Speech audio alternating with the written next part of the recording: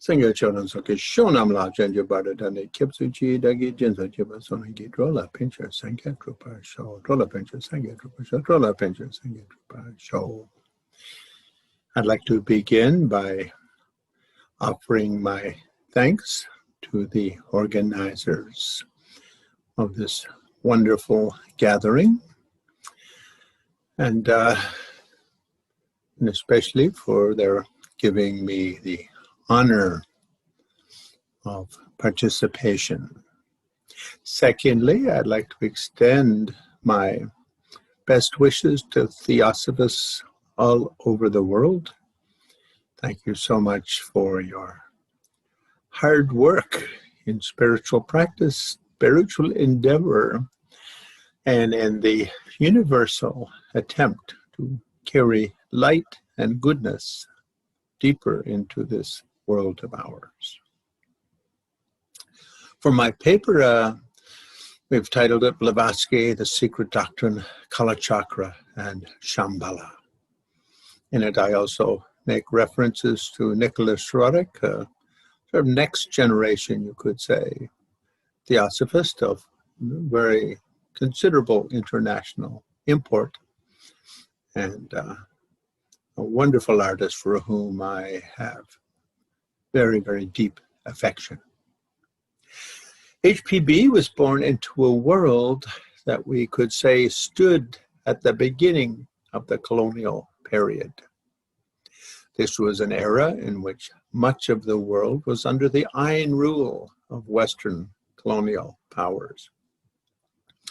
An unfortunate characteristic of the times was a cultural arrogance and narcissism that led to the whole-scale destruction of many of the world's great spiritual and scientific traditions. One example is this Spanish destruction of Mayan and Incan civilizations throughout Central and South America. Entire libraries were burned to the ground without even a cursory look at the content of their many books.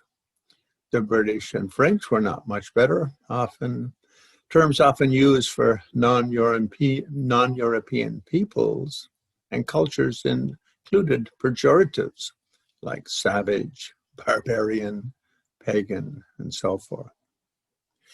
The world owes Madame Blavatsky a great debt of gratitude for the firm and very public stance that she took against this arrogant, egocentric attitude.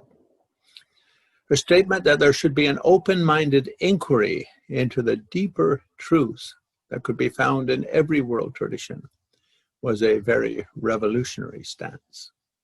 And it launched the movement that today is famed throughout the world as Theosophy.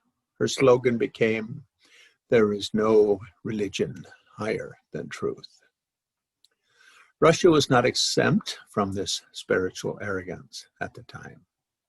Although HPB was Russian by birth, the Theosophical Society officially emerged not in Russia, but in New York, where it was registered by Blavatsky, Alcott, and Judge in 1875. The first lodge to be formally registered was in London, originally established in June of 1878 and then redefined in 1882. A Scottish lodge was established in 1884. The first Canadian lodge appeared in 1891 in Toronto. Alcott and Judge moved to India in the 1880s and established what came to be known as the international headquarters in Adyar. The opposition which the TS faced in Russia showed its face again during the creation of the Lama Temple in St. Petersburg a decade or two later. I read through two important books that take an in-depth look at the history of that temple. John Snelling's Buddhism in Russia, The Story of Agvan Dorjiev, and on Alexander Andreev's Russia and Tibet, the debacle of secret diplomacy. Both of those books offer a chapter on Nicholas Roerich and his role on the planning committee of that temple and make references to numerous obstacles presented by the Orthodox Church. And references in Snonik's book to the biography of Halbo Lama Agbantarjif relate numerous complaints from the Lama about the resistance to his work that emanated from the Russian Church. Rather quaintly, he refers to the church elders as the long hairs, presumably because Buddhist monks traditionally have shaved heads, whereas Russian Orthodox priests often sport long flowing locks.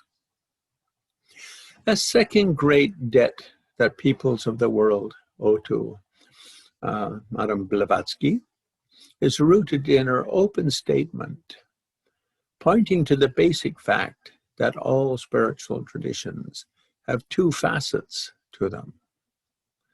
Firstly, an exoteric facet that can be easily understood and integrated by the general populace, usually based on devotion, simple ritual, and a skeletal philosophy.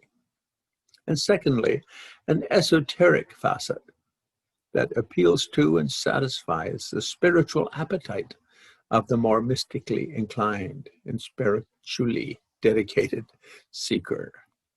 In Christianity, for example, the former is exemplified by the person who goes to church once a week, perhaps says grace at meals, and recites a prayer before going to bed.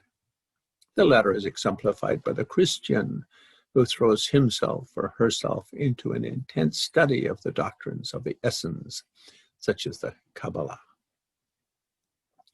This way of looking at the great traditions of the world allowed for a respectful understanding of some of the foibles and philosophical absurdities that we see in some of the popular forms that spiritual traditions take among the common folk the world over. A third debt of gratitude that we owe to HPB comes for her emphasis on the integration of, or at least harmony between, spirituality and science. Europe and the Americas had seen a deep divide between these two aspects of human culture. HPB and Nicholas Roerich after her saw these two as complementary forces in the fulfillment of the human spirit. HPB correctly perceived that this antagonistic standoff between two of the most important spheres of human endeavor was not only frivolous, but futile and counterproductive. A successful and wholesome future of humanity would have to look to the integration of all fields of human activity. This integrative approach is well expressed in the statement of purpose of the Theosophical Society of America, where I have taught once or twice a year for the past 35 years. Their statement is stated as follows: a mission of wholeness that inspires a fellowship united in study, meditation, and service. A mission of encouraging open-minded inquiry into world religions, philosophy, science, and the arts in order to understand the wisdom of the ages, respect the unity of all life, and help people explore spiritual self-transformation. And an ethic that holds our every action, feeling, and thought to have effects on all other living beings. And each of us is capable of and responsible for contributing to the benefit of the whole. This same emphasis on the unity of spiritual and civil cultures became the foundation of Nicholas Roerich's work. Finally, a fourth debt is one that is close to my own heart. This comes from HPB's introduction of Tibetan Buddhism to the Western world. I'm personally a practitioner of the Gelugpa tradition, descending from Lama Tsongkhapa. And this was the tradition for which Madame Blavatsky had the strongest passion. HPB was the first European writer and teacher to open windows overlooking the sublime and esoteric tradition. A decade or so ago, I had the honor of leading a group of Theosophists on a pilgrimage into Tibet, an expedition that we called Tibet in the Footsteps of Madame Blavatsky. Our visit to Tashi Lumpo was especially moving because this was the source for much of HPB's inspiration. In my own book on the Kalachakra, I include translations of Gelugpa Tibetan works on Kalachakra, being the edited notes. And the main entry in this, or the main Tibetan text that I use as a basis for this book, are the edited notes taken at an oral teaching given by the first Dalai Lama. He lived from 1391 to 1475. He gave this teaching in Tashi Lumpo Monastery to a group of senior monks. And as mentioned earlier, HPB's strong spiritual connection with Tibet comes through her mystical affiliation with Tashi Lumpo. Of interest to Theosophists, this book also contains a translation of the first Panchen Lama's prayer to complete the practice of the Kalachakra path. I will conclude my presentation with fragments from a small poem on the key elements of the Kalachakra practice, written in Tashi Lumpo by the first Panchen Lama, Losang Chogi Gyaltsen, sometime in the mid-17th century. This might perhaps give a small hint at why both HPB and Nicholas Roerich were such fans of Kalachakra and of Shambhala. The poem Prayer is included in my book, The Practice of Kalachakra. From within the sport of play, of profound radiant bliss, united with the wisdom of emptiness, the mandala of glorious Kalachakra manifests. By meditating upon it, may I delight the enlightened beings and amass a mighty ocean of positive energy and wisdom. The first Panchen Lama, as Tibetophiles will know, was the guru to both the fourth and then the fifth Dalai Lamas. HPB spoke of her deep karmic connection with the string of Panchen Lama incarnations and with Tashi Lumpo Monastery, the seat of the Panchen Lamas, from the time of this composition for the 350 years or so to follow. It is interesting to note that Tashi Lumpo had been established by the first Dalai Lama in 1447 and was later given by the fifth Dalai Lama to his guru, the first Panchen Lama. And that the first book in English by the present Dalai Lama to be published in the West was his opening of the Wisdom Eye, released in 1963 by Quest Books, the publishing wing of the Theosophical Society in America. The Dalai Lama visited the TS in 1979 during his first U.S. tour, and at that time expressed his appreciation to Madame Blavatsky for her work in bringing openness and a spirit of mutual respect to the world's great traditions. During my many years of training in Dharamsala, I had the opportunity to attend many interviews with the Dalai Lama. One of these, he said, "The world is at a dangerous crossroads on many fronts, environmental, military, economic, and spiritual. In order for it to come through this treacherous situation successfully, all peoples of the world must contribute their best and leave behind their worst.